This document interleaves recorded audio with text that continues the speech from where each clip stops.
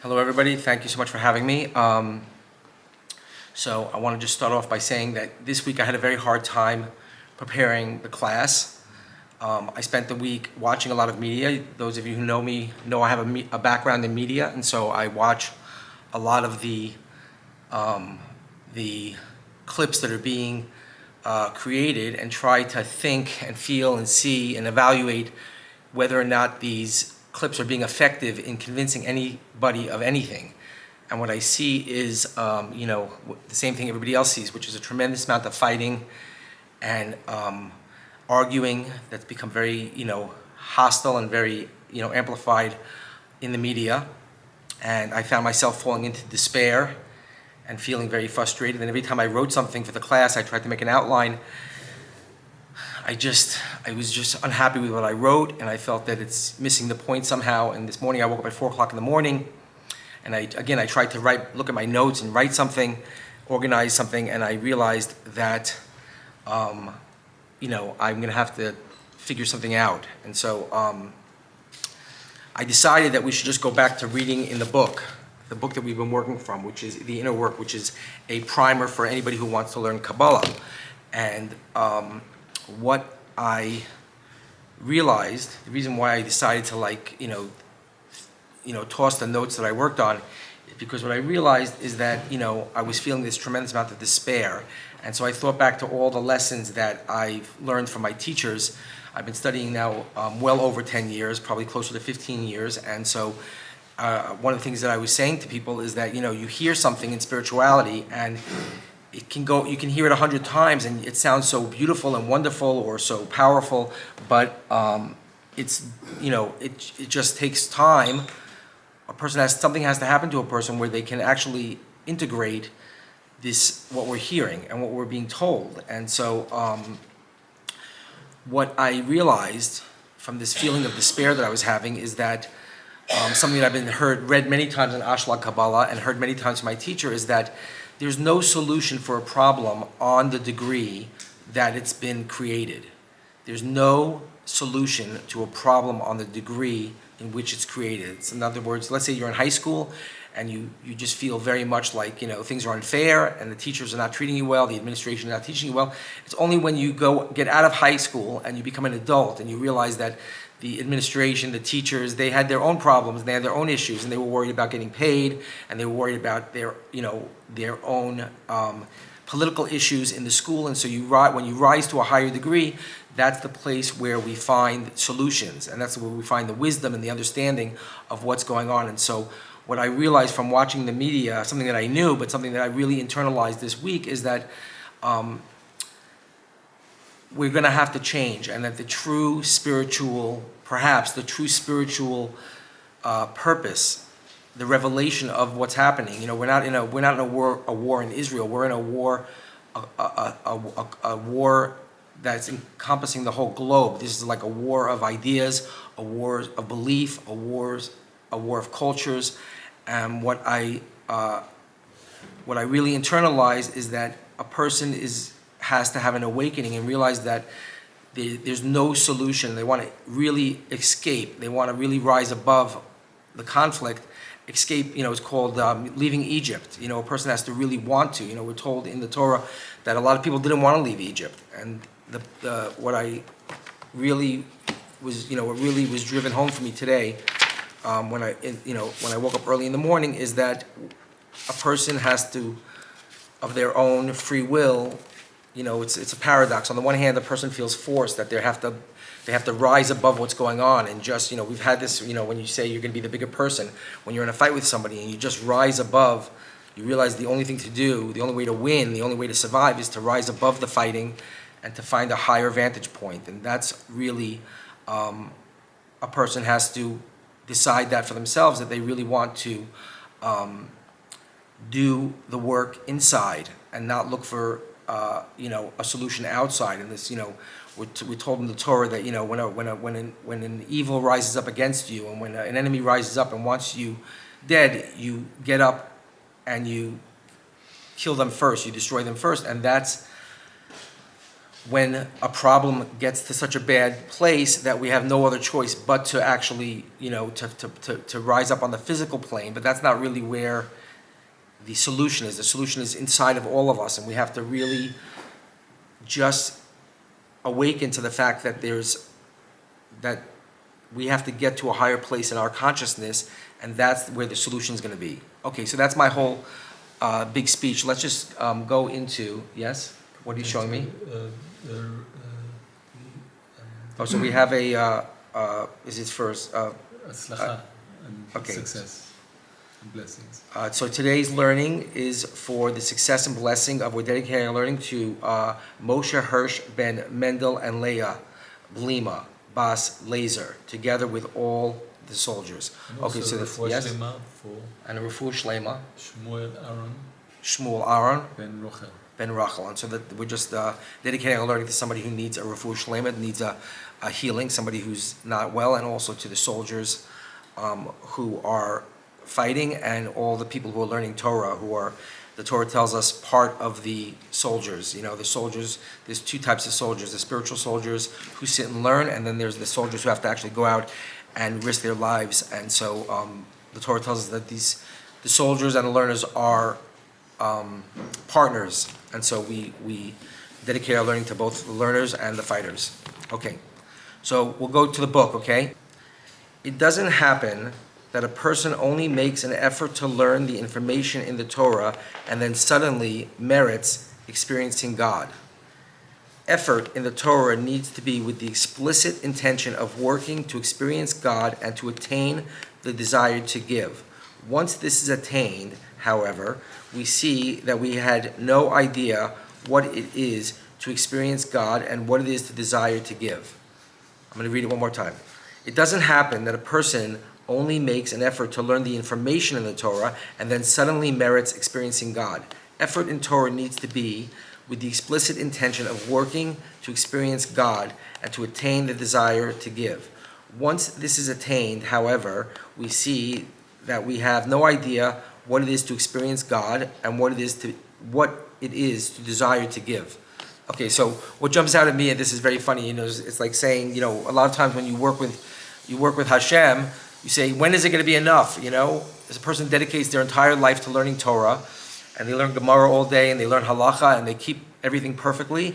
And here, Rav Baruch Shalom Ashlag comes and tells you that that's not enough. That if a person wants the wrong thing, then that's not going to do it. They're going to learn and learn and learn, and they're going to become smarter and smarter, and they're going to become bigger and bigger and greater, but they're never going to find God in the Torah, and they're never going to rise out of their ego and attain similarity of form with God. They're not going to happen until a person has a spiritual awakening and realizes what they need the Torah for. The Torah is called medicine, and so when a person wakes up and they said, "I'm sick, I'm an egomaniac, I'm stuck in fighting, I'm fighting with myself, I'm fighting with my friends, I'm fighting with my family, the whole entire nature is out of balance, and I'm consuming more than I want, and I don't know how to get out of this place, and I'm completely constantly concerned with my my reputation and my fame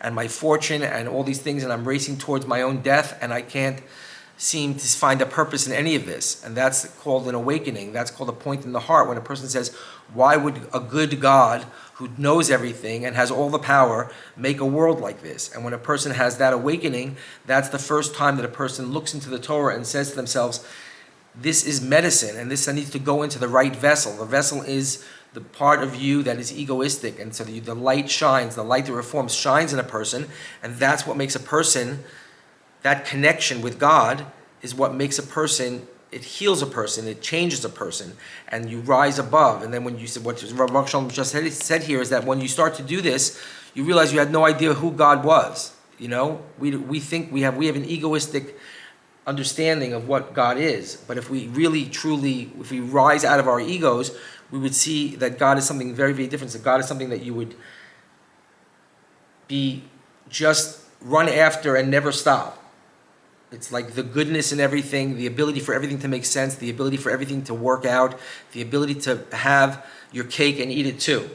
And so when a person realizes that and they start to do the Torah that way, they can really, once the first time it works for you, the first time a person does this and then turns around and says, I'm less of an egoistic person than I was yesterday. I have more room in my heart today than I did yesterday. When a person sees that, then they become very, very serious about doing the inner work of the Torah. Okay, keep moving.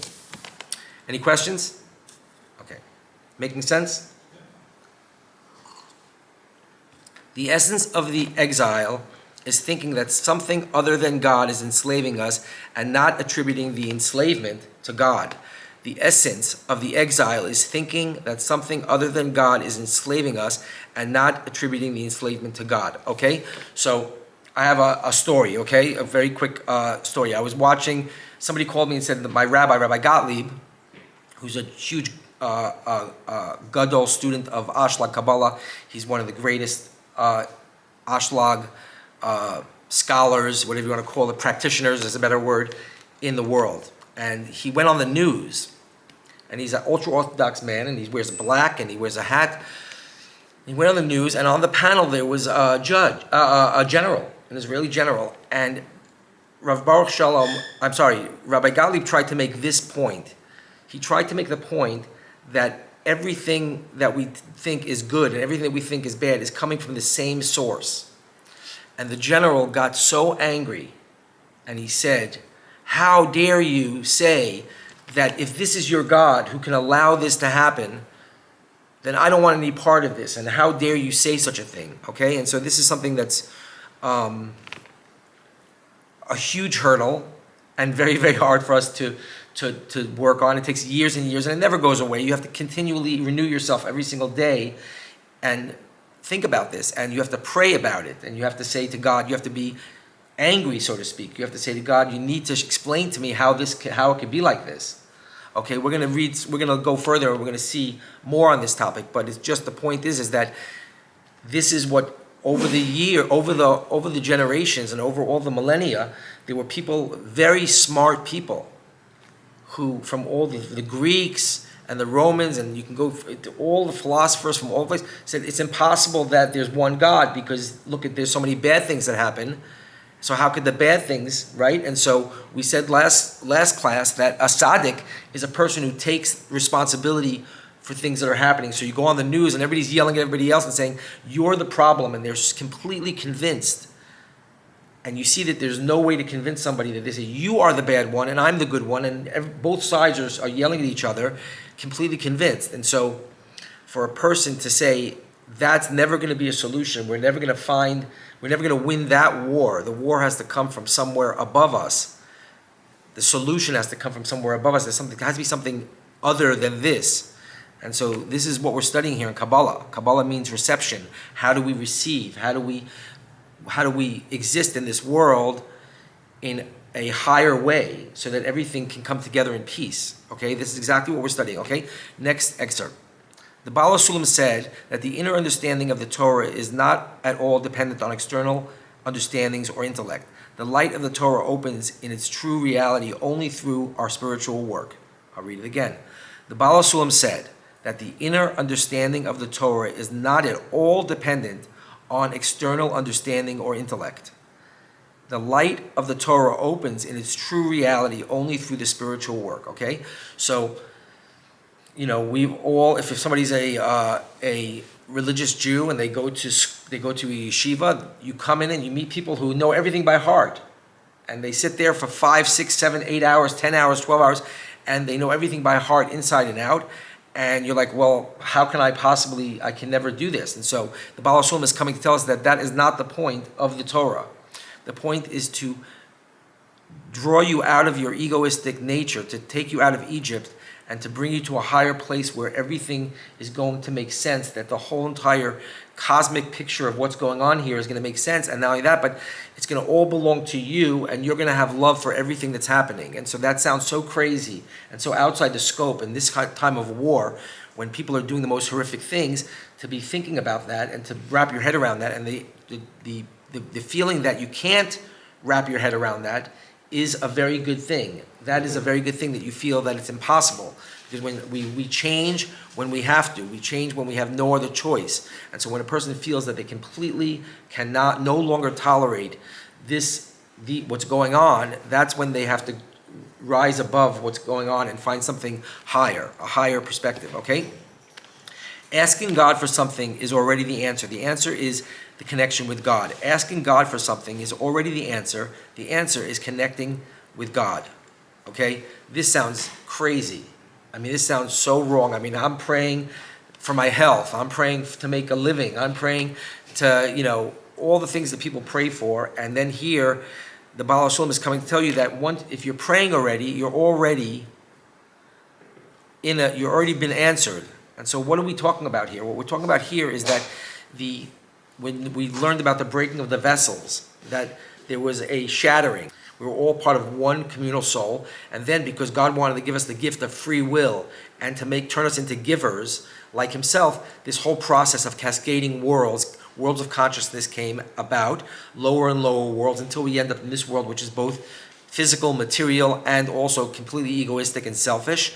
From this place is the place that we can build ourselves back up to becoming similar to God again and to unifying with all of creation again. And so, the real only place of the problem is in the connection between us. We are not connected in a good way. We're connected in a way that I want something from you and you want something from me, and that is our relationship. Whether or not we realize that, that's really what we're going through. So here we're telling you, what the Baal Shalom is telling you is that God is in the aspect of giving. God doesn't need anything from you. God wants you to be happy. And so when you make a connection with God, when you understand that God is the giving force, the force that wants to unite everything, when you make that connection, you are already in a very, very good place, because you're connecting to the higher force that will change you and turn you into to give you a similarity of form, meaning to make on top of your egoistic existence, to build for you another soul, 4 additional souls, and those souls are the altruistic souls. And so when you make a connection with God and you understand what God is and what you want out of the relationship, then the Baal Shalom is telling you your prayers have already been answered. Okay. Spiritual reality is a state of absolute perfection. Spiritual reality is a state of absolute perfection. Okay, so every one of these statements should have a profound effect on somebody, and if it makes you say, I don't think that's accurate, I don't think that's true, that doesn't sound right to me, I don't understand that, then that's a very good way to feel about it. So here, what are we saying that in spirituality everything is perfect? How can we say such a thing? We're in the middle of a war and we've just had horrible atrocities. So somebody's going to come and tell you that everything's perfect, everything's great, right? So this is beyond our comprehension. But if you remember a month or two before the war started, you might think to yourself, life's pretty good. But you forgot about the Holocaust, you forgot about the gas chambers, you forgot about all of the atrocities from all over the world, all of the killing fields of Pol Pot, and you forgot about the 40 million people died in the Russian gulags. So if 3 days ago, 3 days before the war broke out, you said, yeah, I can believe that things are perfect and things are beautiful and that the world can be a beautiful place, but today you don't, it means that you were in some kind of darkness because you were denying the fact that these horrible things exist.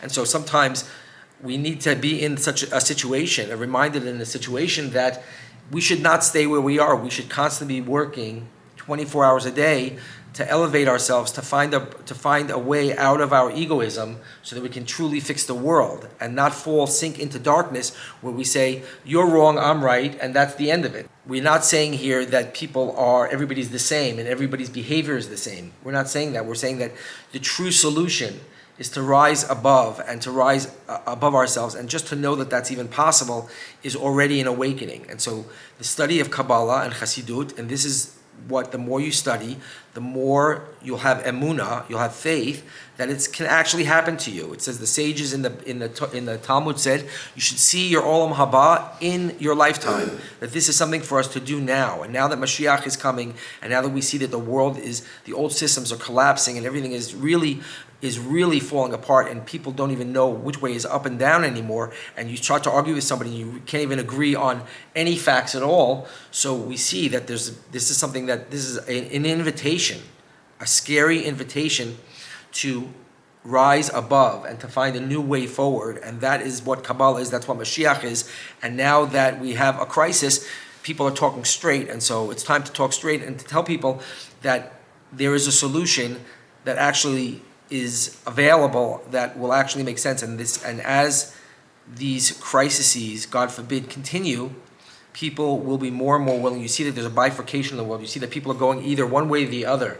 You see that people are either moving towards love or towards hate, and everybody feels the other side is hateful. But this is something for a person to see within themselves, is if you're thinking about how much you hate everybody and how you want to kill everybody because of what they've done to you all day long, then you're not in a very loving place. But if you find yourself seeking out ways for you to increase your ability to love and to be, and to rise out of your ego, then you know that you're on the right track. Okay, moving on. Not only is the revelation relative to the hiddenness, but the hiddenness is the revelation itself.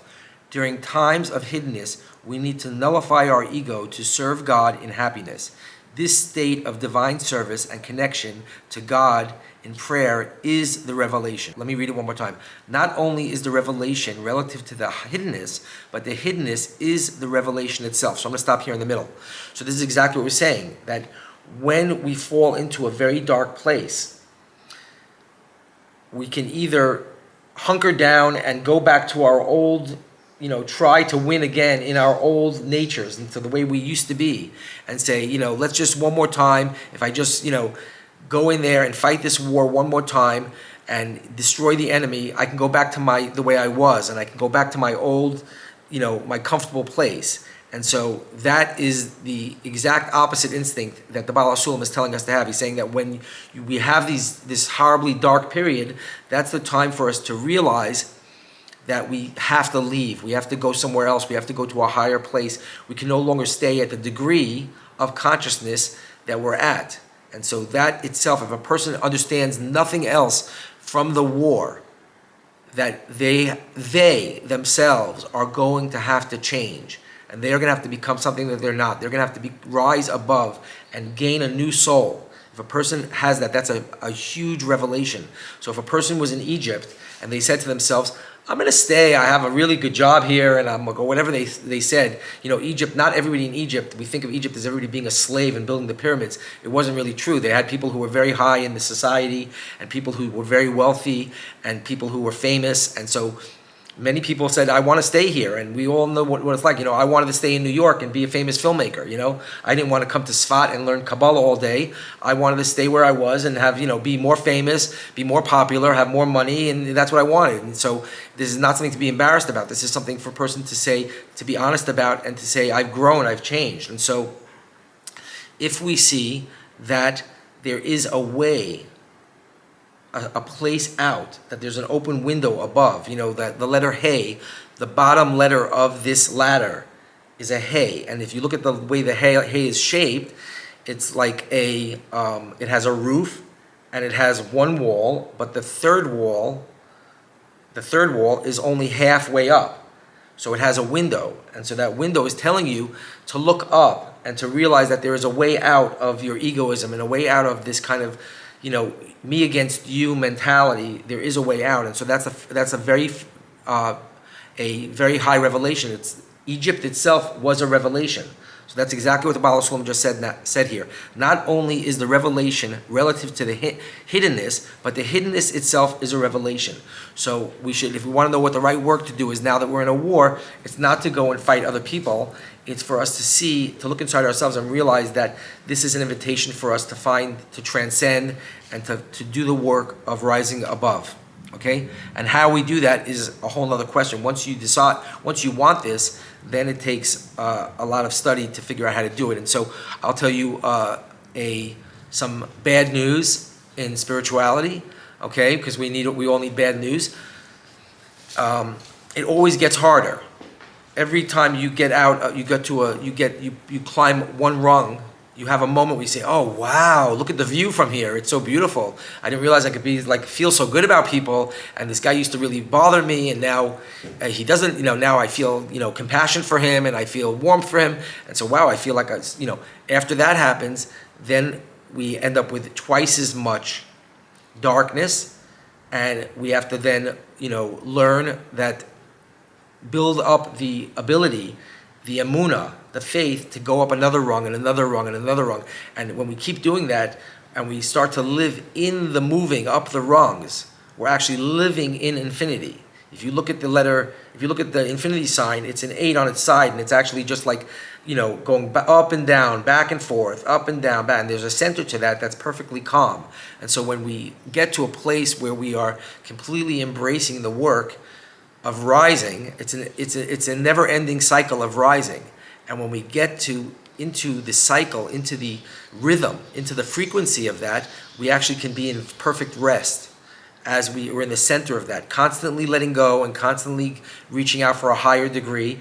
And when we get to that, that's when we truly experience unity and love and God in the center of that. There's a calm in the center of the change. Any questions, anybody? No. Okay.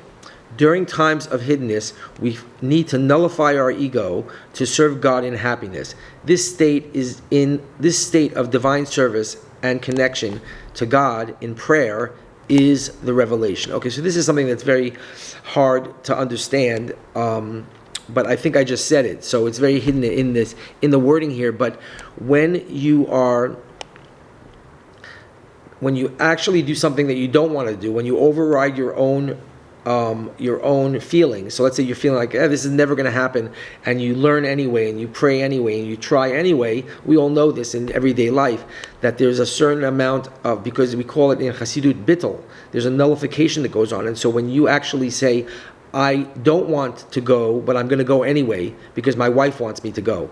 I don't, right? So when you do that, you're actually getting a secret, hidden power, which is that you are no longer in the equation.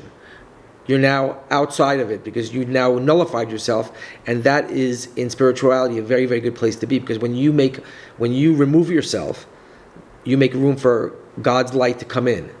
And that's true in life in general. That's the whole Torah is halacha. We have all these rules about where does your property line end and where does your neighbor's property line start, and what happens if there's an accident and the cow falls into a hole, and who gets how much money, right? These are all things where we try to learn about boundaries, and then ultimately, as we see the value in becoming smaller, right? Moshe Rabbeinu was the greatest of our prophets, and he was also, it says, he said to God, your Torah made me small. So what does that mean, your Torah made me small? It means that when you do the work of the Torah, there's a paradoxical quality to it. On the one hand, you rise up, you become higher and higher, and on the other hand, your ego becomes more and more nullified. So the Torah makes you very, very big, and at the same time makes you very, very small. And this is really, if you want to know one of the secrets of Judaism, is that inside the paradox is where the ultimate power lies. And when you have these oppositional forces, when you have two things that don't go together, that's really where the spiritual porthole is. In that place where nothing makes sense anymore, when you see two oppositional forces, Chesed and Gevura, and you're forced to rise above and to make a new way, which is called Tiferet, which is somehow transcends both of these oppositional forces, and you rise above them. This is literally how you create a ladder of consciousness. And so, I just said a lot, and that's something that we have to learn over and over again. And actually, when we start to learn Kabbalah inside, when we start to learn the Peticha, it's called, which is the summary of the entire work of Kabbalah, we'll start to understand what that very big statement may be in more detail. Okay, moving on. We can only really feel the darkness after the light of God has shined within ourselves. Only then can the darkness be really felt, as the darkness is the lack of God's light. We can only really feel the darkness after the light of God has shined within ourselves. Only then can the darkness be really felt, as the darkness is the lack of God's light. Okay? So this is something that demands a lot of Kabbalah to explain about the the tree of life and how this works, that the light first came into the vessel and it filled the entire vessel, and then the vessel, the creation, decided they don't want the light anymore because the light was just in the aspect of receiving everything for yourself, and then we wanted to be more like God, and so we refused the light. Okay, so this is a whole Kabbalah lesson. We're not going to go into it, but I think that if a person just hears that, they'll feel the truth of that. That, if you never had a Ferrari, you don't really know what it's like to not have a Ferrari. If you've never had like the $500 sushi, even though you think you want sushi, you don't really know what it's like until you've had it, and then you're missing it. Okay, so in the Talmud it says that if a person loses all his money, you have to try to give him charity on the level that he's used to. Because when a person gets used to something, then they really feel the lacking. Okay, and that's something that we can just contemplate for a while. And that's also why it says a lot that a wise person is a person who doesn't indulge themselves too much materialistically. Because if you have one car, then you want two cars. If you have two cars, then you want four cars. And so a person who's a happy person? A person who's happy with what they have, with their lot in life. That's from the Talmud. And so when a person realizes that the more they want, the more they're going to want, it's an opportunity for them to moderate their behavior, because they prefer to have happiness instead of just having material gain, right? And so a person who eats a balanced diet is actually happier, that they can control themselves, than a person who's constantly eating cake and ice cream. They are out of control. So there's an inverse relationship between how much we want and how much happiness we have. But that is only true, it says in Kabbalah, when we're talking about materialism. When we talk about spirituality, we can have as much as we want, because spirituality exists in a realm of altruism, when you're giving, when you're thinking about other people. So that's the opportunity for a person to have abundance, is when they are in spirituality. When you're caring about other people, there's no limit. You have an infinite amount of you can desire that as much as you want. But if you want to have chocolate cake, there's only so many pieces that you're going to have before you're going to make yourself sick. So let's move on. Okay. When we realize that all reality is pure compassion, we are redeemed. When we realize that all reality is pure compassion, we are redeemed. Okay.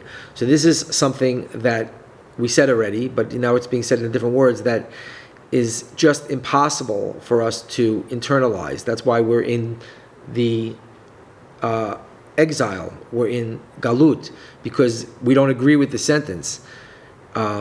When you realize that every single thing that's happening is only out of God's compassion, then you're redeemed. Okay, so for that to happen, a person would have to rise up to a highest degree of unification and see somehow that all of this tapestry of life, the 6,000 years of development of the soul, and all of the hardships and all of the suffering and all of the pain and anguish and confusion and hate that happened, is somehow all fits together in some kind of beautiful way, that we were all going to agree with God's plan and with what God did. And so it says in the Talmud that what is a righteous person? A righteous person who can say that I agree with the way God is doing things. There was a famous Hasidic story about a bunch of people were sitting around. They were talking about how to fix the world and how to build a better world.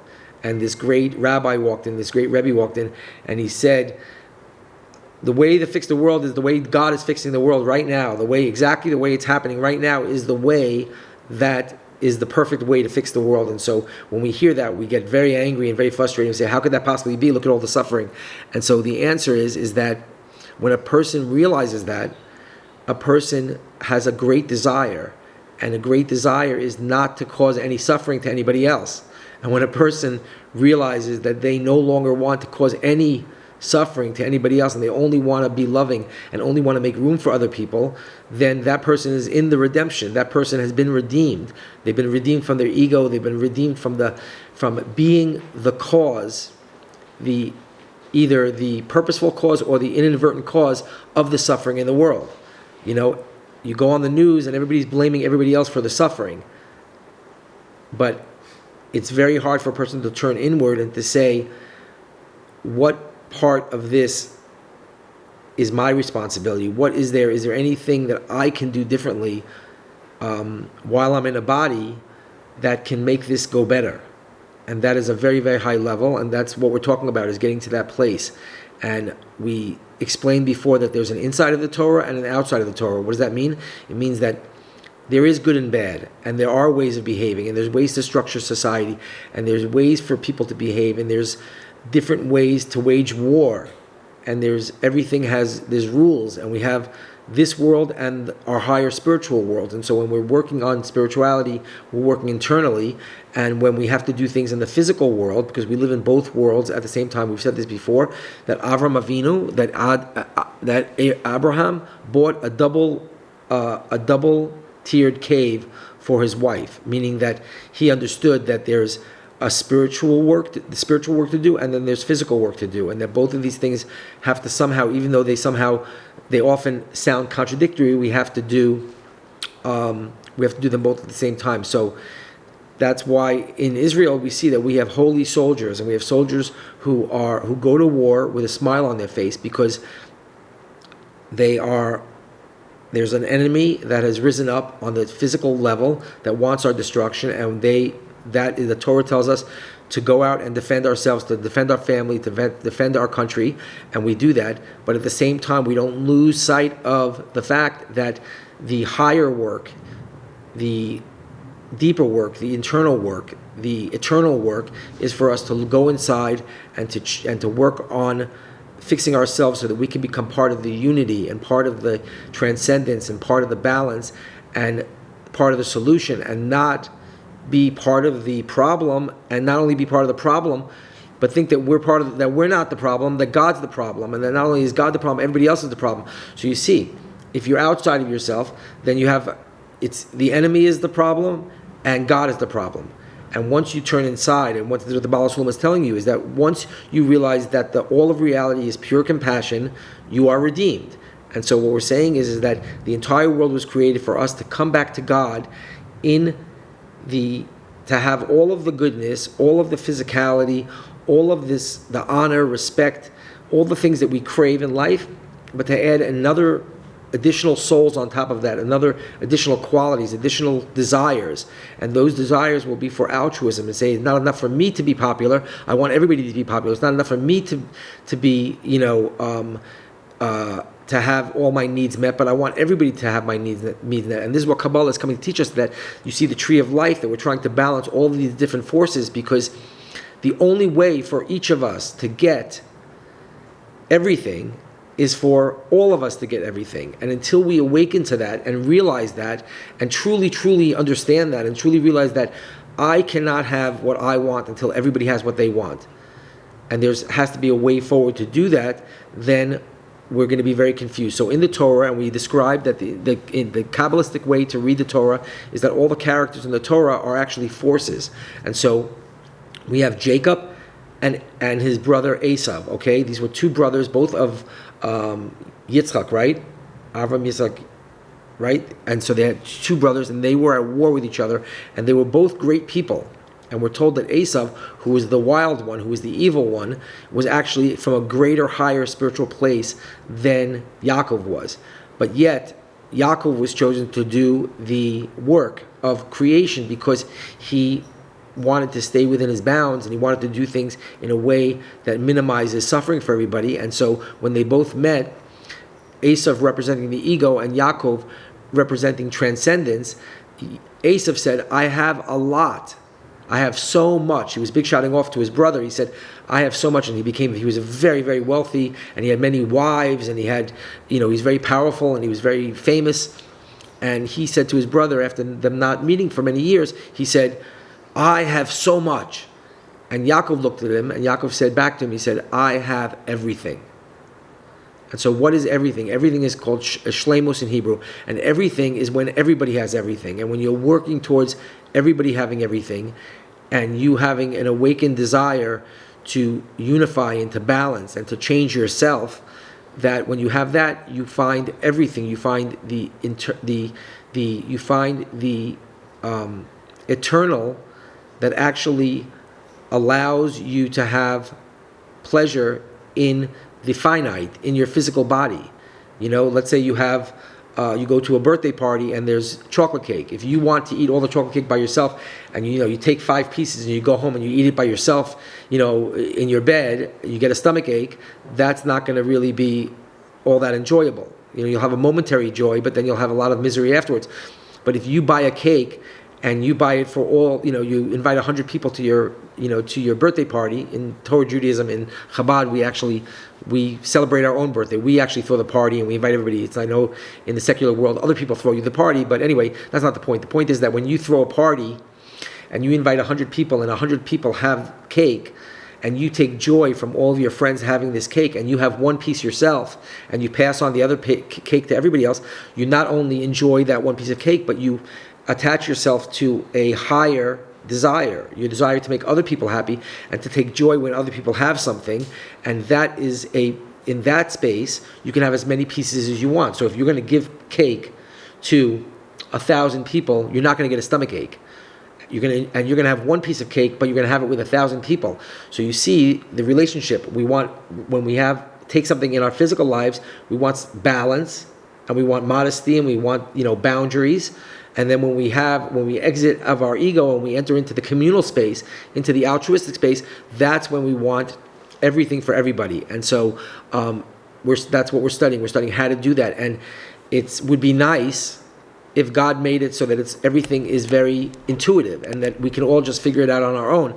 But because we're working with physicality and spirituality, sometimes these things are paradoxical and these things are hard to qualify and they're hard to even wrap your head around. And so that's why we need books and we need teachers, people who have attained spirituality, so that we can understand these things. And the second reason why we need the books and the teachers and the community is because our egos do not agree with this. Because I'll tell you, no matter how many times I get up in the morning and I say, I'm going to live my day for everybody else, and I'm just going to go through my entire day, and I'm just going to make sure everybody's happy.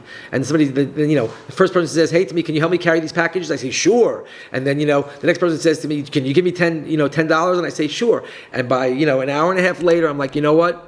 I'm going to take care of myself. And I say, tell the next person who asks me something, I say, you know what? I don't really like you that much, and I don't really care about you that much, and you really bother me right now, and come back later, and whatever, right? So our ego that's why it says in the Talmud that we have to make a friend of our ego. We have to convince our ego that it's going to be helpful. So the way that we work, it's called from lo lishma to lishma. We've talked about this many times, is you have to make friends with your ego by saying, listen, I know you want to eat 50 pieces of cake, but it's not going to be good for you. You're going to gain weight and you're not going to be popular. And so you say to yourself, okay, popular, I understand. So my ego says, okay, I'm going to eat less cake because I want to also be popular. And then you say to yourself, I know you want to be popular, but if you make fun of everybody to be popular, all the people who are not cool, ultimately people are going to start to resent you and they're going to start to fear you, and you're not going to get, if you're nice to people are going to really like you even more. And so they're going to say, not only is this guy popular and cool and handsome and amazing and smart, but everybody loves him and he's such a popular guy and everybody smiles and says hello to him. So you have to work with your ego, and so the Torah is telling you is that you have, from lo lishma to lishma, you have to find higher and higher reasons to. That's why when Esav came to Yaakov gave him Jacob. They were warring for many years, and Esav wanted to kill Yaakov, just like we have today. We have people who want to kill. Right? We have Yishmael, and Esav wasn't Yishmael. Esav is Edom, is a different group of people in the world today.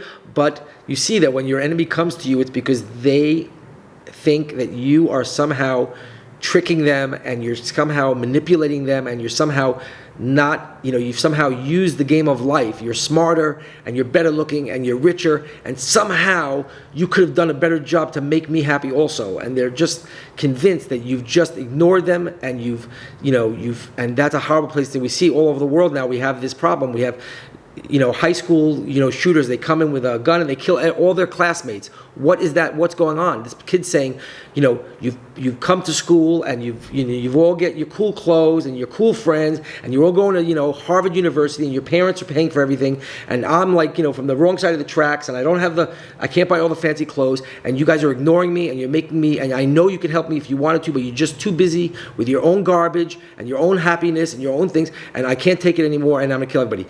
Obviously, we don't give that person, we don't take that kid who's killed everybody and put them on a pedestal and say, yes, you're correct. That's the way we should behave. We don't do that. This kid has gone over to the dark side, like Star Wars, like Star Trek. This person has embraced the evil and the bitterness. We all have those feelings inside, but we have to realize that is what that kid is telling us. That kid is telling us that and so we live in Sfat, and so I'm going to tell you in the world, okay? If you want to know the truth, in Sfat we don't do that. In Sfat, when a person walks down the street, we say hello to them, and when we have a dinner, we invite everybody, and we invite people who are popular and people who are not popular, people who can pay for the meal and people who can't pay for the meal. There's no such thing in our community as a table with people who are all rich and popular. You will never find a table like that. You'll never find a gathering like that in Sfat, because we are learning Torah around the clock here, and we understand that there's no happiness outside of the collective happiness. And people who don't understand what we're talking about yet, this is what we're talking about, and this is what the Torah is telling us to do, and this is what we're studying. And so I hope that is clear, is that is what we're doing here. That's what the Jews are doing back in Israel. We are studying how do we make the world, how do we include everybody in happiness? How do we get everybody into the same space? Because our life depends on your life. That is the Torah, okay? What can we do when we feel bad? The Rebbe writes that we can overcome this through thoughts of emunah. This means thinking about God's desire to give us goodness, even though we don't feel this way. Our efforts to think this way develops our desire to feel this way. In the end, God will bring us to feel the truth as well. Okay. As with everything in Kabbalah, something can sound very sweet and very nice, and something you'd put on a poster with a kitty cat, and you'd be happy with that. But we're talking about something very deep. So the Baal HaSulam comes and says, all of the fallen philosophies, the philosophies where people are not in attainment, not in spiritual attainment, where they are just very smart and they're telling you what they think about the world, they've broken one of two primary rules. And so that's when I go on and I listen to philosophers and I listen to all these, thinkers, academics, and I read, all of these philosophies. And when I read this from the Baal HaSulam, it was a huge awakening for me. He said that if you break either of these two rules, you are breaking the rules of reality, meaning you do not understand what's going on. So you're lying to yourself. You're purposely putting yourself in darkness. And that formula is Ein od milvado. There's nothing else besides him, and Hashem is a tov umeitiv, and Hashem is good who does good. So you get up in the morning and everybody's mean to you and everything bad goes wrong and you lose your job and you lose your friends and you can't pay your rent. And the Baal HaSulam tells you that if you wake up, if you figure out that the life means that you have to, it's a dog-eat-dog world, or you have to become more tough, or you have to, be more vicious at work and more clever than somebody else, or you have to break the law, or any of these things, or that there's no purpose in life, there's no meaning in life, and there's no good, or that maybe God's not in control of the universe, or maybe God's not good, maybe God's playing games with us. These are things that people believe throughout history. And so the Baal HaSulam is telling us here is that we have to we have to continually say that to ourselves, that everything that's happening is completely in the domain of God, and God is causing everything. And not only is God causing everything, He's causing everything because of goodness, because He wants good things for us. And so you know what happens when we think that? We end up in a space, an emotional space, where we realize that there's nothing outside of us that needs to change. We cry to God, please God, give me a Ferrari. Please God, make me taller. Please God, make me richer, right? Over all day long, that's what we're doing. We're praying to God. And we don't ever stop and say to ourselves that everything is perfect the way it is. And everything that God is giving us is because He wants us to be in the perfect place. And when that happens, when we realize that, the only place to fix the world is inside of ourselves. And when you do that, guess what happens? For the first time in your entire life, you actually take evil out of the world. It's not enough to kill somebody who is rising up against you and intends to kill you, and you kill them first. That's a necessity. But we're not talking about necessity here. We're talking about tikkun. We're talking about fixing the world. And so if you want to be in the place of fixing the world, it's by taking a little bit of yourself that is selfish and crying out to Hashem for the light that reforms. It's called raising man in Kabbalah, drawing down the light and having Hashem see that you have a true desire to change and change you. That is the methodology of Kabbalah. That is the work of Torah and mitzvos. God, it says I'm not sure where it is in davening, it says that God, I think it's Uvalat Zion, at the end of davening, it says, before you open your mouth, God answers you. And so I say, that's not true. I ask for $1 million and I don't get it. So what is this pasuk telling us? And so the pasuk is telling us that when we have a desire, the second we have a desire to change, we don't even need to say the words. Once a person in their heart says, gee, I wish I was a nicer person. Gee, I wish I was a little bit less selfish. Gee, you know what? I wish when I walk into a room, I could make room, a little emotional room for somebody else to speak. Why do I have to come into the room and let everybody know that I'm here? Why can't I just be a little bit smaller and make room for somebody else? When a person has that thought, that they want to exit their ego and rise above, it says in the Torah that God answers you in that split second. And that's called the light that reforms. And that comes from outside of us. And when we realize that it's coming from above, and it's coming from an entity that's above us, and we start to play that game and see that there's a cause and effect, and that you can actually have a relationship with God, a revealed relationship, and that the more you do this, and the more you unite with other people, and the more you feel other people, the more God becomes a true, real thing for you, and you experience it in a delicious way, in a way that is completely consuming and completely invigorating. And not only does it take you out of yourself, but it puts you back in yourself. So not only can you enjoy all of your physical existence, but you can actually at the same time be outside of yourself. It's like called in Hasidus a horse on a rider, and in Kabbalah it's called a hand and a glove, that you feel yourself outside of yourself and inside of yourself at the same time.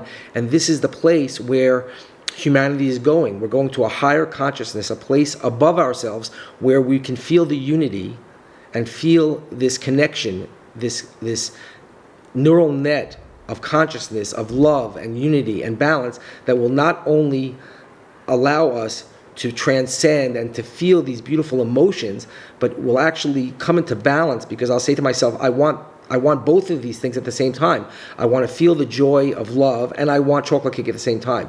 So if I want those two things at the same time, that's why Judaism, for many years, people, especially Jewish people, they go to India and they go to all these other places, and they learn how to exit their ego and to quiet their ego and to feel the transcendence.